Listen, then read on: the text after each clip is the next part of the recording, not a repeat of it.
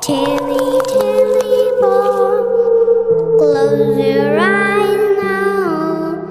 Someone's walking outside and knocks on the door.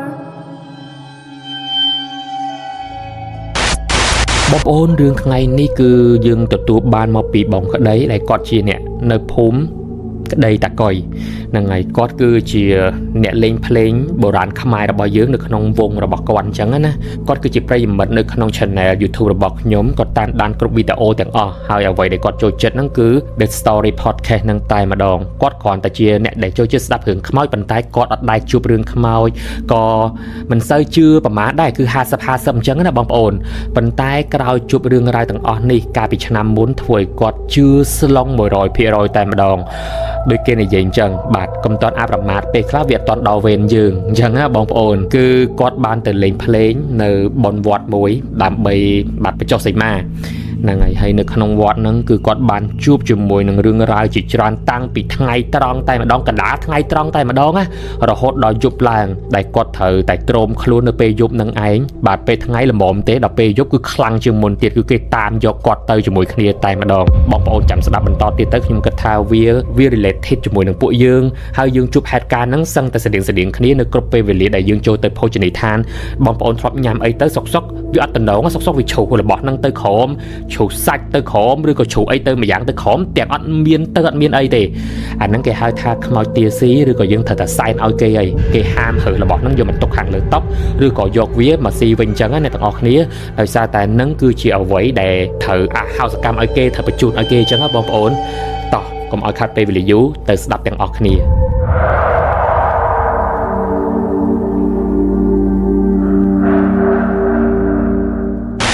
នេះយើងទទួលបានរឿងរាយរាប់ពីប្រិយមិត្តរបស់យើងដែលគាត់គឺជាអ្នកភូមិក្តីតាកុយបងប្អូនអញ្ចឹងខ្ញុំសូមហៅគាត់ថាបងក្តី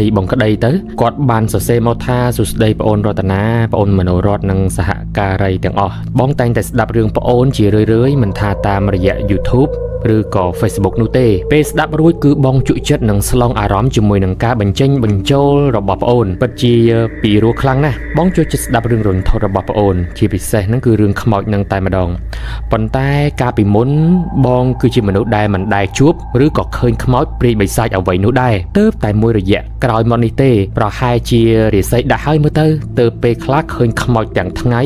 ជួនកាលក្រឡេកភ្នែកទៅក៏ឃើញតែម្ដងពេលនោះខ្លាចរហូតដល់ថ្នាក់ឈឺធ្ងន់ទៀតផងសក់ចេញស្កើពេញក្បាលចាស់ជាងតាអាយុ90ឆ្នាំទៅទៀតនេះគឺជារឿងពិតដែលកើតឡើងចំពោះបងមុនរដូវចូលឆ្នាំយើងមកដល់បងក្តីបានទៅលេងភ្លេងពិណពាទ្យនៅឯខេត្តកំពង់ស្ពឺអញ្ចឹងបានន័យថាគាត់គឺជាអ្នកលេងភ្លេងបុរាណខ្មែរជាមួយនឹងក្រុមភ្លេងរបស់គាត់នៅវត្តមួយក្នុងពិធីបុណ្យបញ្ចុះខន្ធសីមាដែលបានប្រារព្ធធ្វើឡើងចំនួន3យប់4ថ្ងៃជាប់គ្នាពេលនោះដោយសារតែខ្លាចយឺតនៅក្នុងការធ្វើដំណើរពួកយើងក៏បានចេញទៅមុនមួយថ្ងៃដើម្បីការពារកុំឲ្យមានភាពយឺតយ៉ាវឬក៏ខកខានខូចកម្មវិធីរបស់គេណាមួយក៏ដើម្បីបានស្គាល់ពីទីតាំងភូមិសាស្ត្រនិងប្រជាជនរបស់យើងដែលរស់នៅទីនោះដែរម្យ៉ាងទៀតក៏អាចជួយឲ្យពួកយើងបានសុខស្រួលក្នុងចិត្តខ្លះដែរព្រោះការធ្វើដំណើរឆ្ងាយចាក់ពីទីត្រូវរក្សាសុខជាមួយនឹងម្ចាស់ស្រុកគឺជារឿងសំខាន់ដែលមានការរៀបចំកន្លែងស្នាក់នៅយ៉ាងសមរម្យពីសំណាក់ព្រះសង្ឃនិងលោកអ៊ំគណៈកម្មាធិការវត្តពួកយើងពិតជាមានអារម្មណ៍ថាកក់ក្ដៅយ៉ាងខ្លាំងហើយនៅតែរក្សាទំនាក់ទំនងល្អជាមួយនឹងអ្នករស់នៅទីនោះជាពិសេសបងប្អូនអ្នកភូមិដែលរស់នៅជុំវិញវត្តតែម្ដងពេលវេលានៅសល់មួយថ្ងៃទៀតទៅមកដល់ថ្ងៃសូត្រមន្តនៃពិធីបញ្ចុះខន្ធសីមាសល់ពេលមិនច្រើនដែរលោកពូម្នាក់ដែលរស់នៅទីនោះគាត់ក៏បានបបួលបងក្តីនឹងទៅទទួលទានអាហារថ្ងៃត្រង់នៅឯផ្ទះគាត់ហើយនឹងក្រុមគ្រួសារពិតជាមានចិត្តល្អខ្លាំងណាស់រៀបចំបាយទឹកនំចំណីទទួលក្រុមបងក្តីដូចជាសាច់ញាតិបងប្អូនបង្កើតរបស់ពួកគាត់អញ្ចឹងហើយបងក្តីក៏បន្តទៀតថាពួកយើងនាំគ្នាហូបបាយបណ្ដើរជជែកគ្នាលេងបណ្ដើរនិយាយពីនេះពីនោះរហូតដល់ម៉ោង12ថ្ងៃត្រង់ល្មមស្រក់ពោះពូម្ចាស់ផ្ទះក៏បានឲ្យអ្នកលក់ទឹកត្នោតជូរនៅក្នុងភូមិនោះយកទឹកត្នោតជូរមកឲ្យគាត់ដល់ផ្ទះតែម្ដងហើយពួកយើងក៏បន្តកម្មវិធីជួបជុំគ្នាផឹកស៊ីបន្តទៀតនៅខាងក្រោយផ្ទះគាត់តែម្ដងជាមួយនឹងម្លប់ឈើមួយដ៏សែនត្រជាក់ត្រឈឹងត្រឈៃ ខ្យល់អាកាសបរិសុទ្ធណាស់ធម្មជាតិស្រុកស្រែពិតជាស្រស់ស្អាតខ្លាំងណាស់ពួកយើងក៏បន្តការផឹកស៊ីទះដៃរំច្រៀងយ៉ាងសប្បាយដោយមិនបានចាក់ធុងបាសបង្កសម្លេងរំពងរំខានដល់អ្នកជិតខាងឡើយនៅពេលនោះរៀងស្រវឹងស្រឿងដែរដោយសារតែខ្ញុំមិនសូវចេះផឹកស្រាឬក៏ទឹកត្នោតជូរជាពិសេសគ្រឿងស្រវឹងទាំងអស់នោះដូចគេបានត្រឹមតែមួយក្អឹកក៏វិលមកខ្ញាល់ទៅហើយគឺថាផែនដីក្រឡាប់ចាស់អស់ហើយអង្គុយជុំគ្នាជិត20នាក់ទាំងក្រុមភ្លេងម្ចាស់ផ្ទះនិងបងប្អូនអ្នកជិតខាងមួយចំនួនទៀតនោះខ្លះច្រៀងស្គរដៃខ្លះអង្គុយទះដៃលេងខ្លះអង្គុយវាយធុងពេត្រូធ្វើជាបទភ្លេងខ្លះជជែកគ្នាពីនេះពីនោះខុសអីតែខ្ញុំឯនេះអង្គុយបណ្ដើរមើលនេះមើលនោះបណ្ដើរតែវាចង្រៃអីភ្នែកខ្ញុំក៏ដៀងទៅចាំដើមត្នោតដែលកំបុតក្បាលដែលដុះនៅលើភ្លឺស្រែក្បែរដើមជ្រៃនៅក្បែរនោះប្រហែលជា100ម៉ែត្រពីកន្លែងអង្គុយខ្មោចលងធ្វើជាដើរសម្ដៅទៅរកដើមត្នោតកំបុតក្បាលនោះបងប្អូនដើរសុកវាក៏បង្វិលក្បាលងាកមករកខ្ញុំហើយភ្នែកវាសម្លឹងមុខខ្ញុំស្ទើរតែលៀនភ្នែកជ្រុះធ្លាក់មកដីទៅហើយពុទ្ធោអើយក្បាលវាវិលមកក្រោយឯដងខ្លួនវានៅដកដែរប៉ុន្តែវាគ្មានជើងនោះទេខ្ញុំបែកញើសចូលក្បាលស្វាងស្រាចេះតែម្ដងតែក៏ព្យាយាមធ្វើជាយកទឹកមកលុកមុខព្រោះបើប្រាប់គេថាបានជួបខ្មោចទាំងថ្ងៃក៏គ្មានអ្នកណាគេជឿដែរស្រួលមិនស្រួលគេថាមកពីយើងផឹកស្រាស្រវឹងទៀតក៏ថាបាននៅពេលនោះខ្ញុំភ័យណាស់ព្យាយាមតាំងចិត្តថាមិនខ្លាចទេតែជើងវិញញ័រអស់ហើយបន្តិចក្រោយមកខ្ញុំចង់ដឹងថាវាទៅវិញបាត់ឬនៅខ្ញុំក៏ដៀងភ្នែកសម្លឹងទៅមើលម្ដងទៀតហើយធូរទ្រង់បន្តិចអត់ឃើញខ្មោចនោះទៀតទេរៀបនឹងគិតថាអស់អីទៅហើយស្រាប់តែម៉ែអើយម្ដងនេះខ្ញុំឃើញខ្មោចមកឈរក្បែរខ្លួនខ្ញុំទាំងស្រស់តែម្ដងខ្ញុំឃើញខ្លួនវាហូរសុទ្ធតែឈាមព្រមទាំងលើកដៃចង្អុលមកខ្ញុំទៀតប៉ុន្តែខ្មោចនោះអត់មានក្បាលទេវ៉ាវជក់របស់ពិតហើយទាំងថ្ងៃតែម្ដងខ្ញុំនៅមិនបានទៀតទេលេងអីអញ្ចឹងពេលនោះខ្ញុំសឹងតែលុបប្រលឹងស្លាប់ព្រោះកំពុងតែភ័យផងក៏មានគ្នាខ្ញុំម្នាក់ទៀតដើរមកទះស្មាពីក្រោយផឹបខ្ញុំភ្ញាក់ច្រងាងស្រែកមួយពេញទំហឹងថាម៉ែអើយជួយផងម៉ែអើយជួយផងខ្ញុំខ្លាចហើយស្រែកបិទភ្នែកផងយំផងអញ្ចឹងណាពេលនោះមិត្តភក្តិខ្ញុំម្នាក់ទៀតគាត់ក៏និយាយលេងបែបផ្សាយចំអកឲ្យខ្ញុំថាយីអាននេះស្រវឹងហើយចោទថាអញនឹងជាខ្មោចទៀតចាប់ហ្មងហើយគាត់នាំគ្នាសើចអញ្ចឹងទៅតែខ្ញុំក៏មិនបានឆ្លើយតបអ្វីភ្លាមដែរព្រោះមិនទាន់បាត់ភ័យផងឃើញសភាពបែបនោះភ្លាមពូម្ចាស់ផ្ទះនិងអ្នកភូមិដែលកំពុងតែអង្គុយច្រៀងលេងក៏នាំគ្នាផ្អាកសិនហើយងាកមកសួរខ្ញុំថាក្មួយឯងកើតអីបែកញើសជោគសានខោអស់ហើយទៅងូតទឹកសិនទៅចាំមកវិញឮដូច្នេះខ្ញុំក៏ធ្វើតាមគាត់ដើរទៅងូតទឹកនៅក្នុងបន្ទប់ទឹកបដូរខោអាវរួចរាល់ជាស្រេចនិងរកអីញ៉ាំតិចតួចអារម្មណ៍ក៏រៀងធូរស្រាលជាងមុនគួរសមរួចរាល់ហើយខ្ញុំក៏ដើរត្រឡប់ទៅកន្លែងជួបជុំគ្នាវិញភ្លាមនោះក្នុងចំណោមពូអ្នកភូមិក៏បានសួរខ្ញុំថាម៉េចអីអូនបានធូរស្រាលខ្លះនៅលេងភ័យលេងខ្លាចនៅ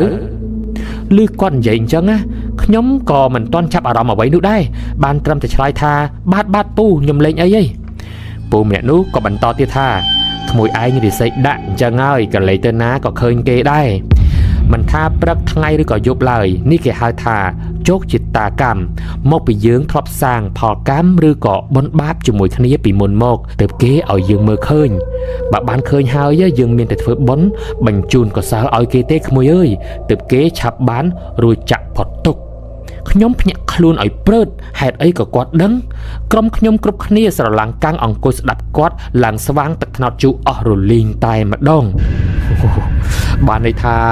បងប្អូនគឺអ្នកភូមិអ្នកស្រុកហ្នឹងគឺគាត់ដឹងរឿងហ្នឹងទាំងអស់គ្នាប៉ុន្តែអត់មាននរណាគេហ៊ាននិយាយប្រាប់អ្នកចំណូលថ្មីឬក៏អ្នកទៅលេងម្ដងម្កាលនោះទេខ្លាចគេខ្លាចអញ្ចឹងហ៎បងប្អូន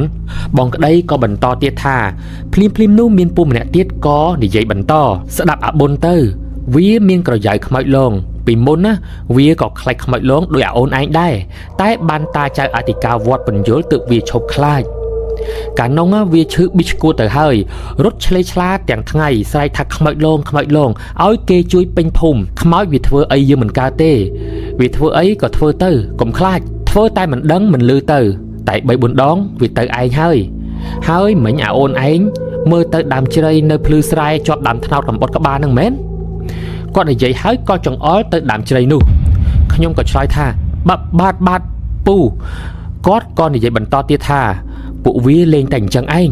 ពួកនឹងកម្មក្រាស់ណាស់កាលនៅរស់មួយថ្ងៃមិនខិតខំរកស៊ីអីទេគិតតែដើរផឹកស៊ីវាយដំប្រពន្ធកូនយប់ឡើងដើរតាក់ឆ្កែតាមភូមិយកមកធ្វើសាច់ខ្លែមស៊ីយប់មួយនោះមានភ្លៀងមានផ្គររន្ទះបាញ់ខ្លាំងមែនទែន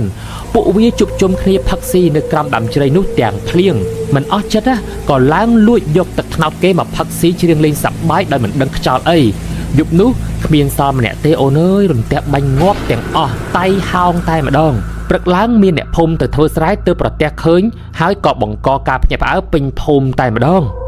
អូនឯងដឹងអត់ពេលពួកវាងាប់ថ្មីគ្មានអ្នកភូមិណាបានដេកទេអ្នកមកធ្វើស្រែគឺពួកវាលងគេលងឯងឡើងផ្អើលឆ្កែលូពេញនឹងតែម្ដងយប់ឡើងពួកវាដើរលងគប់ផ្ទះគេទិញស្រាទិញទឹកត្នោតជូរទៀតផងកាលនោះឆ្កែលូត្រហឹងពេញភូមិសឹងតែរាល់ថ្ងៃដល់មានរឿងអញ្ចឹងទៅអ្នកភូមិនិងតាអាចារ្យវត្តក៏សហការគ្នារៀបចំពិធីសូត្រមន្តរំដោះគ្រោះទៅនៅក្នុងភូមិបានស្ងប់ស្ងាត់ឡើងមកវិញដូចនាពេលបច្ចុប្បន្នហ្នឹងប៉ុន្តែពួកខ្មែរអស់ហ្នឹងវាមិនបានទៅណាឆ្ងាយទេគឺនៅរងកម្មនៅកន្លែងរន្ទះបាញ់នឹងឯងបើរាប់ពីឆ្នាំ1997រហូតមកដល់ឥឡូវហ្នឹងគឺវាចូលជិត27ឆ្នាំទៅហើយអូនអើយស្ដាប់ចប់ខ្ញុំកាន់តែភ័យខ្លាំងក្រុមរបស់ខ្ញុំនាំគ្នាព្រឺសម្បុរបារោមខ្ញាក់តែម្ដងមិនគួរណាមកជួបខ្មោចលងទាំងថ្ងៃបែបនេះសោះកាត់រំលងមកដល់ថ្ងៃបុណ្យបញ្ចុះខែសីមាបងប្អូនអើយពេលល្ងាចម៉ោង6ទៅហើយចំពេលដែលព្រះសង្ឃកំពុងតែធ្វើកិច្ចបងស្គលភ្នែកខ្ញុំស្រាប់តែក្រឡេកទៅឃើញខ្មោចជាច្រើនអ្នកខ្លះស្លៀកខោអាវដាច់រយេរយ៉ៃទឹកមុខស្លេកស្លាំងរូបរាងស្គមស្គាំងខ្លាំងមែនទែនហើយខ្លះទៀតមិនមានអ្វីបិទបាំងខ្លួនផងក៏មានមកសារនេះគឺមកឈុតធំតែម្ដងដំបងឡើយខ្ញុំស្មានតែអ្នកសំទៀនតើតែតាមពិតទៅគឺសុទ្ធតែពពួកខ្មោចប្រែតតៃហោងដែលអត់សាច់ញាតិមកជួបជុំគ្នាដើម្បីទទួលសំណែនដែលគេធ្វើបុណ្យបញ្ជូនឲ្យពិតជាគួរឲ្យសោកសង្រេងណាស់ខ្ញុំមើលហើយគឺភ្ញាក់ខ្លួនខ្លាំងមែនទែនចូលមកដល់យប់ឡើងដោយសារតែដេកមិនលក់អប់សក់ពេកខ្ញុំក៏ក្រោកទៅដើរលេងម្នាក់ឯងរៀងខ្លាចដែរប៉ុន្តែមិនដឹងធ្វើម៉េចទោះបីជាសំងំបិទភ្នែកយ៉ាងណាក៏គេមិនលក់នៅយប់នោះម៉ោង11:37នាទីទៅហើយខ្ញុំដើរចេញមកមើលគេលេងល្ខោននិងមើលនេះមើលនោះដូចជាគេលេងជិះតូងជិះម៉ូតូហោះនិងមើលគេលេងរបស់ច្រើនមុខទៀតត្បិតយប់រៀងច្រើនបន្តិចមែនប៉ុន្តែយូរទៅទើបមានបនម្ដងមនុស្សម្នានៅទីនោះច្រើនកកមើលដាច់កន្ទុយភ្នែកខ្ញុំក៏ថានឹងលេងអីហើយគ្មានជួបខ្មោចអីទៀតទេមនុស្សច្រើនបែបហ្នឹងក៏បន្តដើរសម្ដៅទៅរកកន្លែងទិញអីញ៉ាំខ្ញុំទិញបានសាច់គោអាំង4ចង្កាក់ក៏ដើរហួសទៅឈរមើលគេលេងល្ខោនតែម្នាក់ឯងគឺនៅពីក្រោមដើមអំពិលបារាំងឬក៏ដើមច័ន្ទគិរីហ្នឹងណាគឺដើមហ្នឹងធំខ្លាំងមែនតើគឺជាដើមដែលធំជាងគេនៅក្នុងវត្តហើយមួយសន្ទុះក្រោយមកស្រាប់តែខ្ញុំហាក់ដូចជាបានឮសំឡេងមនុស្សស្រីចំណាស់និយាយញ័រខ្សើខ្សឹបនៅក្បែរត្រចៀកខ្ញុំថាដាក់អីឲ្យអញស៊ីផងលឺភ្លាមខ្ញុំមិនចាប់អារម្មណ៍ទេដោយនឹកស្មានថាអ្នកផ្សេងនិយាយជាមួយគ្នាគេទេមើលទៅតែបន្តិចក្រោយមកក៏លឺសំឡេងនោះម្ដងទៀតដាក់ស្អីឲ្យអញស៊ីផងនិយាយលើកនេះស្រែកកំហុកខ្លាំងមែនទែនហើយក៏បន្តខ្លាំងជាងមុនបន្តិចទៀតថាប្រហើនជាអាប្រហើនអញប្រាប់ហើយថាដាក់អីឲ្យអញស៊ីផងវាធ្វើមិនដឹងហែងចង់ងាប់មែនពេលនោះខ្ញុំភ្ញាក់ច្រងាងតែម្ដងមើលឆ្វេងមើលស្ដាំហាក់ដូចជាគ្មានឃើញនរណានិយាយជាមួយខ្ញុំទេម្ដងនេះខ្ញុំគិតក្នុងចិត្តថាទីរយអញមិនអស់ចិត្តខ្ញុំក៏ព្យាយាមសម្លឹងរកមើលក្រែងមានមនុស្សនិយាយជាមួយខ្ញុំមែនតែរកយ៉ាងណាក៏មើលមិនឃើញអ្នកដែលហៅខ្ញុំដែរពេលនោះដោយគិតថាមានសម្លេងគេដាក់បាសពពាយនាយលក់ដូរពីគ្រប់ទិសទីអញ្ចឹងមើលទៅអ៊ូអរណាស់ខ្ញុំគិតថាប្រហែលជាមិនអីទេបំរុងនឹងយកសាច់គោអាំងនឹងដាក់ចូលមាត់ទៅហើយស្រាប់តែដូចជាមានអ្វីទាញកញ្ឆក់សាច់គោនោះឲ្យធ្លាក់ចេញពីដៃជ្រុះទៅលើដីតែម្ដងអូពុទ្ធអើយគេអង្គុយក្រោមគល់ដាបអំពិលទឹកបារាំងទម្លាក់សក់នៅចំមុខបើកភ្នែកធំសឹងប៉ិនពងមន់ចង្អុលមកខ្ញុំទាំងកំហឹងពេលនោះខ្ញុំមានអារម្មណ៍ថាត្រចៀកខ្ញុំហាក់ដូចជាលេងបានឮសំឡេងគេពពាយនាយលក់នេះលក់នោះទៀតហើយតែប្រែខ្លះជាសំឡេងស្រែកជេរខ្ញុំទៅវិញមនុស្សនៅជុំវិញខ្លួនខ្ញុំទាំងអស់មិនដឹងជាបាត់ទៅណាឬក៏មកពីភ្នែកខ្ញុំព្រិលពេលនោះខ្ញុំមានអារម្មណ៍ថាហាក់ដូចជានៅមួយកន្លែងផ្សេងទៀតដែលស្ថិតនៅក្រោមការឃុំគ្រងរបស់គេអញ្ចឹងវាតានតឹងខ្លាំងណាស់គេស្រែកជេរខ្ញុំថាហែងប្រហើនណាស់យើងប្រាប់ឲ្យថាដាក់ស្អីឲ្យអញស៊ីផងតែហែងផ្កើធ្វើមិនដឹងមិនលឺហើយស៊ីបង្អួតអញទៀតតោះតែអញទាញកញ្ឆក់ខាន់ស៊ីទើបឯងធ្វើមើលឃើញអាប្រហើនងាប់ទៅហែងមកនៅជាមួយយើងអញឲ្យហែងមកសាករសជាតិអញម្ដងហាអូព្រឺរោមទាំងអស់គ្នា បបពិសោធន៍នេះគឺធ្វើឲ្យបងក្តីគឺអើយបើយើងជួបគាត់ដូចគាត់វិញមិនដឹងមានអារម្មណ៍បែបណាទេបាទគាត់ជួបពេលថ្ងៃហ្នឹងមិនសូវប្រហែលទេប៉ុន្តែជួបពេលយប់នេះគឺ yes នៅពេលដែលយើងហូបអីតាមផ្លូវឬក៏នៅហូបអីនៅក្នុងហាងអញ្ចឹងណានៅពេលដែលជ្រូអញ្ចឹងទៅសុកជ្រូដែលអត់មានហេតុផលចាស់គាត់តែងតែនិយាយថាមិនបាច់ហៅទេទុកឲ្យគេទៅគឺគាត់និយាយតែប៉ុណ្្នឹងឯងហើយយើងក៏អត់ដឹងថាគាត់មានន័យថាមិនដែរប៉ុន្តែនៅពេលដែលយើងធំហើយទៅយើងដឹងថាគាត់ចង់សម្ដៅថានឹងប្រហែលជាគេទាញដៃយើងឲ្យជ្រូដើម្បីសែនឲ្យគេអញ្ចឹងណាអញ្ចឹងមិនបាច់ហៅទេសែនឲ្យគេអាហោសកម្មឲ្យគេអញ្ចឹងទៅដើម្បីឲ្យគេបានឆ្អែតផងអញ្ចឹងណាវ៉ាវបងប្អូនខ្ញុំនិយាយហើយខ្ញុំព្រឺសបល់ខ្លាំងមែនតើអើយបងប្អូនហើយបងក្តីក៏បន្តទៀតថាខ្ញុំភ័យហើយនឹងតក់ស្លុតខ្លាំងណាស់ពេលនោះខ្ញុំបានត្រឹមតែបិទភ្នែកយំអង្វរគេសុំទោសគេនឹងព្យាយាមបញ្យល់ហេតុផលតែទោះជាយ៉ាងណាគេក៏មិនបាត់ខឹងនោះដែរខ្មោចស្រីចំណាស់នោះក៏ដើរមកច្របាច់កខ្ញុំពេញទំហឹងតែម្ដងពេលនោះខ្ញុំបាត់បង់ស្មារតីលែងដឹងអ្វីទាំងអស់ស្រាប់តែសក់ព្រឹកឡើងខ្ញុំក៏ភ្ញាក់ដូចទៅងើបពីយល់សពអញ្ចឹងខ្ញុំបានឮសំឡេងមនុស្សនិយាយគ្នាមាត់ចចាចនឹងមានដៃព្រះសង្ឃមួយអង្គបានមកអង្រួនខ្លួនខ្ញុំក្រោកឡើងចៅភ្លឺហើយខ្ញុំបើកភ្នែកសម្លឹងមើលទៅបរិយាកាសនៅជុំវិញនោះឃើញច្បាស់ថាខ្ញុំគឺមកដេកនៅមុខអាសនៈព្រះពុទ្ធធំមួយអង្គនៅក្នុងកុដិព្រះគ្រូសូត្រឆ្វេងព្រមទាំងមានយាយតានិងសមាជិកក្រុមភ្លេងខ្ញុំនឹងពី3នាក់ទៀតកំពុងអង្គុយច្របាច់ដៃច្របាច់ជើងឲ្យខ្ញុំដោយក្តីព្រួយបារម្ភយ៉ាងខ្លាំង